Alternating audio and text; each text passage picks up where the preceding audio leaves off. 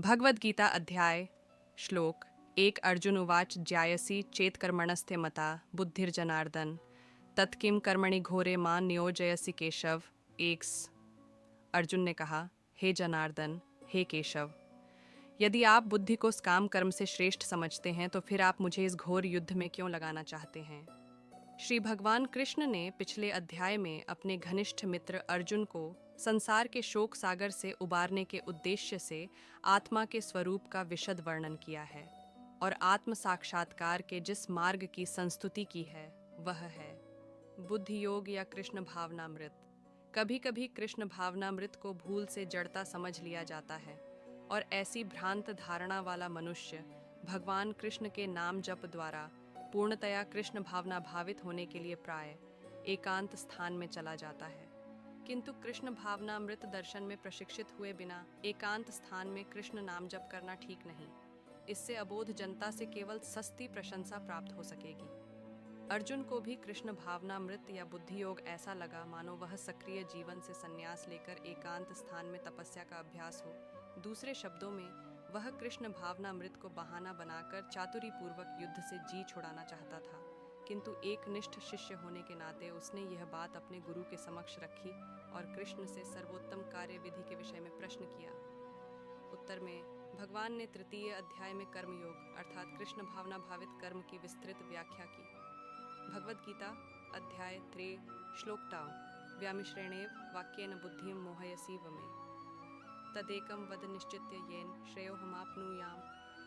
तो आपके व्यामिश्रित अनेकार्थक उपदेशों से मेरी बुद्धि मोहित हो गई है, अतः कृपा करके निश्चय पूर्वक मुझे बताइए कि इनमें से मेरे लिए सर्वाधिक श्रेयस्कर क्या होगा।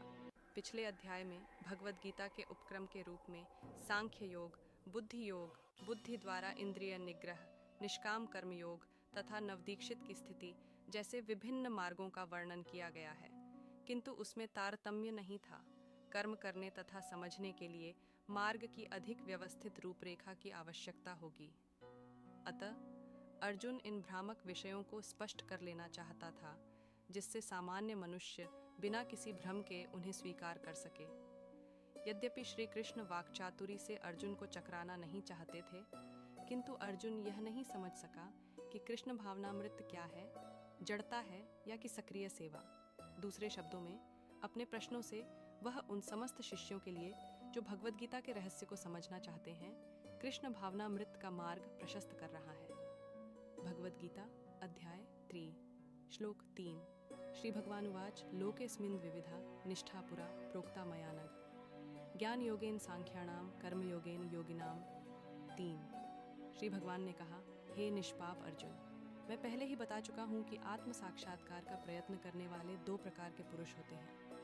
कुछ इसे ज्ञान योग द्वारा समझने का प्रयत्न करते हैं तो कुछ भक्तिमय सेवा के द्वारा।